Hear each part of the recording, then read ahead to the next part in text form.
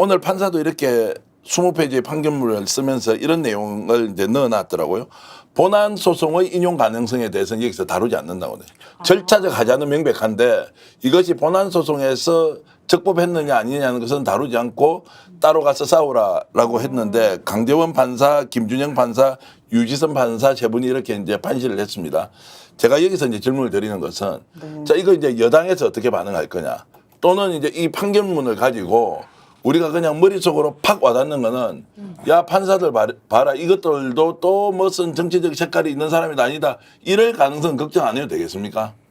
아, 당연히 걱정을 해야죠. 해야죠. 왜 안 해요? 메신저를 공격을 해버리잖아요. 주로 방식이. 그러니까 결정 과정에서 법률을 위반했는지를 따지는 문제인데 갑자기 그 내용이 아니라 저 판사적으로 뭐 사상적으로 문제가 있는 거 아니야? 라고 하는 걸 뒤지겠죠. 만약에 나온다면. 만약에 과거의 판례를 보게 되면 야당에 뭐 유리하게 아니면 진보에 유리하게 판결을 했다라고 하면 그걸 뒤져가지고 제가 이제 이분들이 어떤 건지 아직 확인을 못 해봤습니다만 메신저를 막 공격을 하는 거죠.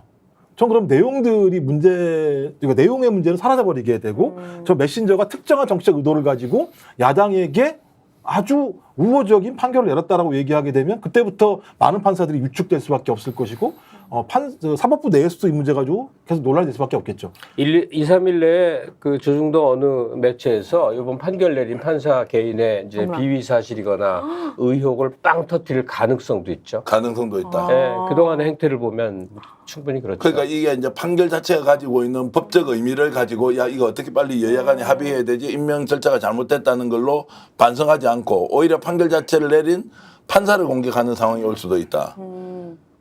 그러면 어머나 진짜요? 아니 그동안 행태 보면 얼마든지 그럴 만한 사람들이죠. 저희들이 가장 먼저 짚어드리는데 내일 이 내용에 대해서 오늘 가처분이 인용된 내용에 대해서 여야 간에 어떤 반응을 보이는지 여러분 잘 보셔야 합니다.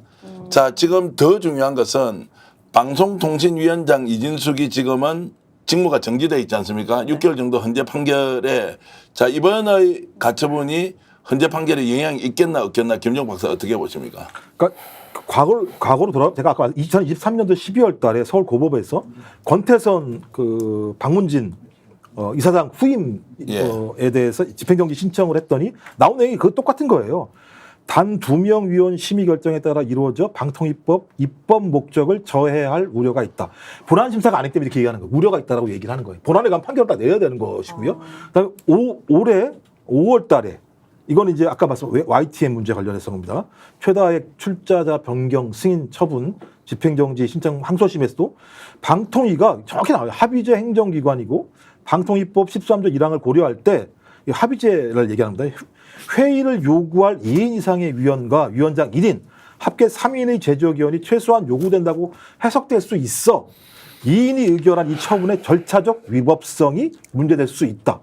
그러니까 입법 목적을 저해할 수도 있고 저희 절차적 위법성도 될 수 있다라고 얘기했고 오늘 판결도 마찬가지지만 그 내용이 나온 거거든요. 그러면 자기들 스스로가 판결 3번의 판결 자체가 2인 판결은 문제가 있어라고 얘기를 한 건데 이 절차가 아무런 문제가 없어라고 만약에 헌재에서 결정을 하게 되면 제가 볼 때는 헌재는 저희 사법부 그러니까 법원의 판결에 대해서 정말로 위배되는 판결을 내리게 되는 거잖아요.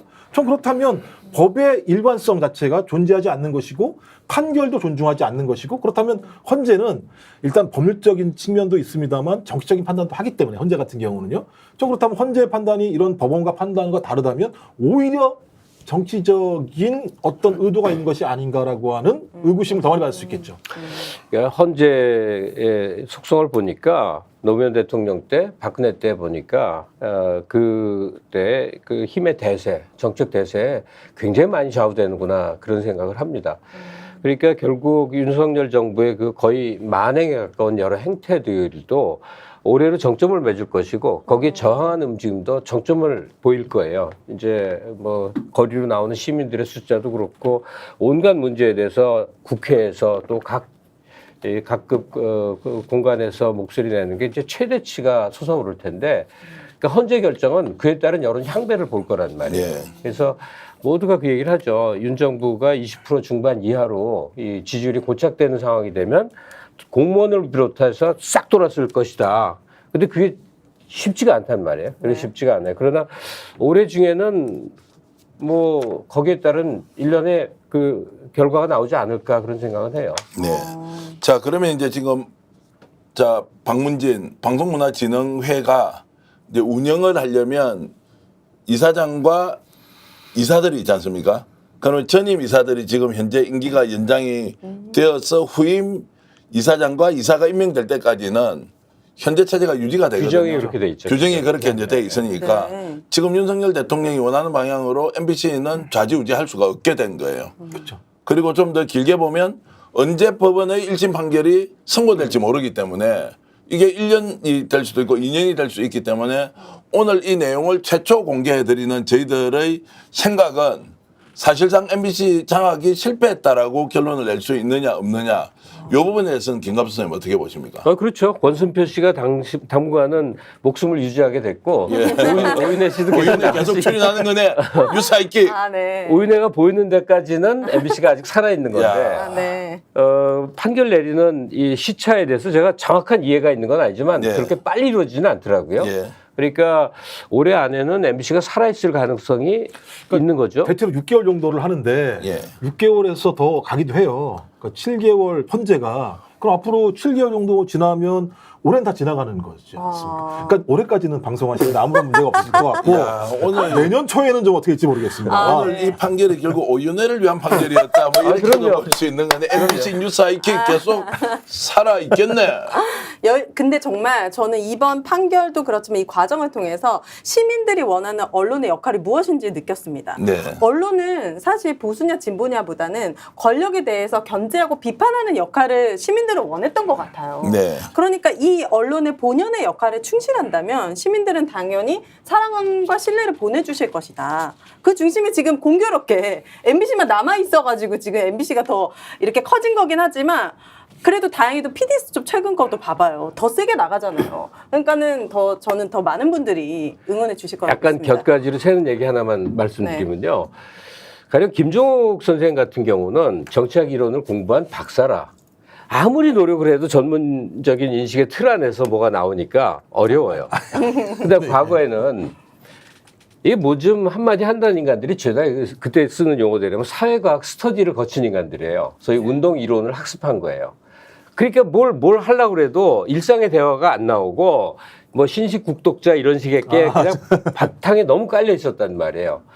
근데 윤석열 정부를 맞이해서 보니까 가장 파급력이 큰 대중의 언어를 구사하면서 마음에 울림을 주는 게 바로 오윤혜 같은 사람이었던 거예요. 아, 지금 왜 그러세요, 진짜? 그냥 상식인으로 세상을 사는 아줌마의 시선으로 이거 보니까 이거 말도 안 되잖아요. 그런 사례와 그런 뭐 그래서 오윤혜 시대로 내가 늘 볼 때마다 하죠. 감옥을 가라. 제발 저한테 감옥을 갔다 오라. 감옥을 가면 네. 더 떤다. 아니요, 저 지금 애가 둘이고요. 감옥 갈 생각은 없거든요. 그러면 더 처절한데? 네, 진짜로 가라는 얘기가 반만 섞여 있는데 세상에, 세상에. 원래부터 투쟁 일선에 있던 사람이 감옥에 가면 그러나 보다 하는데 오윤혜 같은 사람이 감옥을 가는 세상이 오면 어떻겠습니까? 저는 자본주의자고요. 기가 쾌락주의자고요. 막힌 거죠. 그러니까 전 놀란 게 뭐냐면요. 그러니까 오은혜 씨 같은 분이 분노를 하잖아요. 그러면 보는 사람이 아 내가 저래서 분노한 거지 알아요. 저희 같은 사람이 얘기하게 되면 뭐 잘 모르겠는데 진짜 내가 저것 때문에 하는 거지 이 새끼들 뭐 하는 거야 화가 같이 나는 거 그러니까 공감대가 만들어지는 건데요. 제가 볼 때 이런 분들이 지금 계속 많아지고 있는 거예요. 네. 많아지고 있고 방송을 보면 MBC 외에는 그런 얘기를 해주는 데가 없는 없어요. 거예요. 없어. 네. 하지만 제 가족과 친구들은 걱정합니다. 너 잡혀가는 거 아니니? 이러잖아. 너만 검색하면 이제 노래는 안 나오고 죄다 윤석열 욕하는 것만 나오니까 제 가족들의 마음도 알아주셔야죠. 근데 잔다르크가 네. 쉽게 되는 게 아니니까 되고 싶지 않거든요. 네. 근데 궁금한 게 있습니다. 이제 이렇게 되면 이인 방송이 체제가 이제 문제가 있다고 법원에서 3번 연속으로 가처분 기각을 해서 본안도 결정이 안 났는데 네. 김갑수 선생님 그럼 YTN제가 어떻게 해야 돼요? 그러니까요. 3,700억 원 다시 환불해주면 안 돼요? 그게 이제 무지하게 어려울 겁니다. 예, 예. 그런데 이게 뭐 몇 가지 소송으로 해결될 문제는 아니고요. 제가 좀 그 나이브한 얘기를 할 테니까 나이브하게 이해를 해주시면 돼요. 이게 정확한 뭐 맥락을 갖고 한 얘기가 아니고 이 윤석열 정부가 어떤 형태로 끌어내려질지 임기를 마칠지는 모르나 차기 민주정부가 들어선다면 지금과 같은 방식의 소송, 뭐 행정처리, 뭐 이런 방식으로 풀어서는 안 되고요. 일종의 이 비상대권이 주어진 그야말로 국가 정상화 기구 같은 걸로 모든 문제를 일괄 한꺼번에 봐야 될 것 같아요. 그러니까 헝클어진 이 언론 지형도의 문제서부터 이 검찰에 지금은 누구도 검찰 개혁이라는 용어 쓰면 그 반동 분자입니다. 네. 검찰 해체입니다. 예, 예. 국가기구의 많은 부분들을 해체하고 또 해체로 끝나는 게 아니라 그 부역자들을 처벌하는 데까지 나가는 공약을 해야 되는데 이게 차기 집권할 민주 세력의 기본적인 방향이 돼야 시민들도 힘을 냅니다.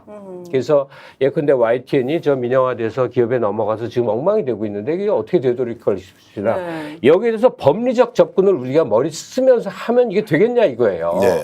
법 적용을 어떻게 뭐 소송은 어떻게 이게 아니라 총체적인 국가 재건 이 기구에 의해서 다시 한번 리모델링을 해야 될 상황까지 오지 않는가 그렇게 생각합니다. 휴고 보스님께서는 네. 이런 말씀, 오늘은 뭐 이런저런 뭐 안주 가지고 소주도 한잔 하면 좋겠다. 오랜만에 참 이기는 모습, 대한민국이 살아있다. 이런 느낌 이제 주셨고, 무엇보다도 지금 네. 시청자 여러분, 오윤의 네. 오정TV 대표가 매우 좋아하고 있습니다. 뉴스 아이킥 안 잘립니다. 이 방송 보시는 혹시 권순표 진행자님, 오윤의 계속 챙겨주십시오. 저희들도 자주 모시겠습니다. 아, 네. 이런 말씀 드리면서. 아, 네. 감사합니다. 어쨌든 YTN 문제도 이제 필연적으로 나올 수밖에 없다는 그쵸. 거고, 이제 정치적으로 그러면 여의도로 공이 넘어갑니다, 김 박사님.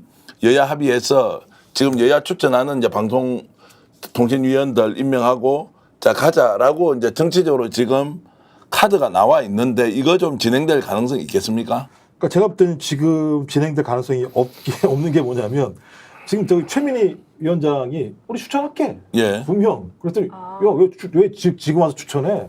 내 정책 의도 있는 거 아니야? 2대2 만들어가지고 계속 아무것도 안 되게 하려고 하는 거 아니야? 이렇게 얘기를 하고 있거든요. 네. 그러니까 그것도 받아들일 수 없다라고 얘기하는 거지, 지금 상황에서. 저는 교착으로 갈 거라고 보는 상황. 지금 상황에서는. 그러니까 지금 그렇게 지금 그 국민의힘이 얘기하는 게 그거죠. 맨 처음에는 야, 니네들 왜 임명 안 해라고 얘기했었잖아요. 니네들이 임명 안 하니까 인치가 되는 거죠. 되는 거 아니야. 니네들 잘못이야. 그랬다가 아, 그래? 알았어. 그럼 우리가 임명할게. 2명을 했더니 이거 정치적 의도 아니야? 아무나 결정도 못하게 하려고 2대2로 이렇게 나오는 상황인 거죠. 제가 볼 때 이런 상황이라면 저는 빅딜이 안 되는 순간 이건 제가 볼 때 계속 이 상태로 갈 가능성이 높다. 김갑 선생님. 아니 한동훈 같으면 이제 차별화도 해야 되고 윤석열 대통령이 국민들로부터 어떤 평가 받는지 김건희 여사 명분백 관련해서는 완전히 대구 경북도 지금 격앙돼 있거든요. 그런 상황에서 한동훈은 오히려 본인의 정책 미래를 위해서 이 문제만큼은 여야 합의를 시도하자 내가 당대표로서 가겠다 이렇게 갈 수 있는 거 아닌가요? 제가 이런 그 시사 관련 뉴스를 보면서 예. 제일 그리고 도저히 이해 못하는 두 가지가 있습니다. 뭐예요? 하나는 한동훈 씨가 자기 독자 세력화를 위해서 윤회 반기를 든다는 환상. 환상. 세력이 있어야 난 도저히 있을 수 없는 일인데 끊임없이 그 얘기를 하고 있는 게 하나 예. 안 받아들여지고요. 또 하나는 김경수가 갑자기 야권에서 중요한 인사가 돼갖고 허구날 종편에서 김경수의 향배를 얘기하고 있는 것도 어처구니가 없다. 김경수 개인은 뭐 선량한 착한 비서죠. 네. 근데 거기서 아무것도 플러스된 게 없는 사람을 갖고 뭐 야권에 새로운 리더십이 등장한 것처럼 얘기하는 그 종편의 흉계를 심지어 진보 매체에서도 얘기를 하더란 말이에요. 이게 난 이 두 가지가 어이가 없어요. 네. 마찬가지로 가령 한동훈 씨가 윤핵의 반기를 들고 가령 야당과 뭐 협상의 여지를 두면서 독자 노선을 걷는다고 그럴 때 누가 국힘에서 뒷받침을 해서 그걸 가능하게 만들겠냐 이거예요. 아무도 없습니다. 네. 아무도 없어요. 그건 거의 꿈 같은 얘기죠. 그러면 이제 방통위가 사실상 이제 아무런 기능을 못하는 상황으로 계속 그냥 공전 또는 의미 없는 조직이 되어서 방송통신심의와 관련된 업무가 아무것도 하지 않는 게 최선이죠. 중단이 돼버린다. 아무것도 하지 않는 게 왜냐면 있는 게 해악을 미치는 예. 기분인데 그들이 업무를 본다는 게 뭐예요? 쓸데없는 거 간섭하는 거예요. 아무것도 하지 않는 게 최선이죠. 오히려. 야, 그러면 이게 이제 정치적으로 이렇게 돌파구를 마련하는 것도 사실상 어렵다. 돌파구도 하나밖에 없습니다. 이진숙 스스로가 사퇴하는 거예요. 사퇴하는 것과 사퇴를 하는 순간 사퇴를 하게 되면 방통위원장을 새로 임명을 해야 되잖아요. 그러게. 예. 그래서 임명을 하고 야당도 임명을 하면 5인 체제로 가는 거예요. 그 야당은 추천을 하고 그렇죠. 예. 그렇죠. 이제 이 방법밖에 없는 예. 상황인 거죠. 지금 무슨 얘기가 국민의힘에서는 알겠으니까 그러면은 너네들 이진숙 탄핵안에 대해서 철회를 해 이런 식의 얘기를 해요. 이렇게 얘기를 하는데 좀 제가 볼 때는 그건 말이 안 되는 얘기니까 저부터 방법은 말씀하신 것처럼 윤석열 대통령이 그렇게 할 턱이 없겠습니다만 또 한동훈 당대표가 그렇게 추진한다고 해서 들을 것 같지 않습니다만 이 문제를 풀 수 있는 유일한 방법은 이진숙 스스로가 사퇴를 하고 대통령이 다시 방통위원장을 임명해서 상식적인 사람을 들여 놓아야겠죠. 그렇게 아니 이게 국민의힘한테 불리한 게 아니에요. 왜냐면 3대 2예요 어차피. 그 체제가 좀 시간이 갈 뿐이지만 대통령이 임명한 사람이 대통령 얘기 거부하겠습니까? 여당 추천목 2명이니까 여기 3명이잖아요. 야당은 2명이잖아요. 대신 방통위가 이렇게 예를 들면 양아치 같은 짓을 안 한다는 거죠. 그래도 예를 들면 나름대로의 상식적 범주에 맞는 절차를 가지고 가게 되는 거죠. 저는 오히려 이렇게 하는 게 윤석열에게도 유리한 거 아닌가? 상식적인 사람이 그 자리에 가서 비상식적인 일을 할 수는 없잖아요. 윤이 시키고 싶은 거는 비상식적인 일이니까 그냥 싹 쓸어버려, 바꿔버려. 흑자내도 그냥 다 교체해. 이거를 원하는데 어떤 제정신인 사람이 가서 그 일을 단도직입적으로 좀 여쭤보겠습니다. 그러면 내일 이진숙이 본인 책임이 있잖아요. 절차적 하자 때문에 법적으로 자 법원에서 가처분을 인용을 해버렸는데 이진숙 사퇴한다 안 한다? 절대 안 하죠. 절대 안 해요. 그 여자는 그냥 가만히 있어도 월급 똥똥 1,000만 원씩 받고 그냥 가만히 버티고 있으면 돼. 망신 다 당했잖아요, 청문회 때. 제가 세상 물정 모르고 김갑수 우리 대 선배님께 한번 여쭤보면 제가 환상을 가지고 여쭤보면 자 부끄러워서 사퇴한다. 윤석열 대통령 뻗치기보다는 뭔가 정치적으로 풀려고 한다. 아예 가능성 없습니까? 그러니까 일반 상식인의 문법으로 봐서는 네. 안 되는 종류의 사람들이 있는 거예요. 예. 근데 이준숙 씨가 평소 그리고 청문회장에서 보였던 모습이 있잖아요. 네. 그러니까 단단히 맘먹고 나와 있는 모습 아니에요? 어떤 게 비친다 하더라도 나는 어떤 목적성에 그러니까 MBC 뽀갠다 하는 단 한 가지 목표만 갖고 있단 말이에요. 그게 탄핵이 인용되든 안 되든 끝까지 버티기가 되건 뭐가 됐건 그 다음을 노리고 있는 사람인 건 명확하단 말이에요. 네. MBC 사장 자리를 노리든 국회의원 자리를 노리든 끔찍해. 그런 이 사욕에 가득 차서 얼굴에 어떤 것이 날라와도 다 철판을 깔고 있는 모습인데 네. 무언 이성적인 선택과 판단을 기대하겠냐는 말이에요. 사퇴를 해도 사퇴를 하지 않아도 그가 노리고 있는 바는 너무나 명확하다. 근데 어쨌든 대통령에게서 떨어진 오더는 단 하나. MBC를 뽀개라. 뭐 거기에 충실하겠죠. 스픽스는 말하는 언론입니다. 대세는 유튜브, 그중에서 스픽스. 좋아요, 댓글, 구독, 알림 설정. 여러분이 저희를 사랑해 주시고 우리가 여러분을 사랑하는 4가지 방법입니다.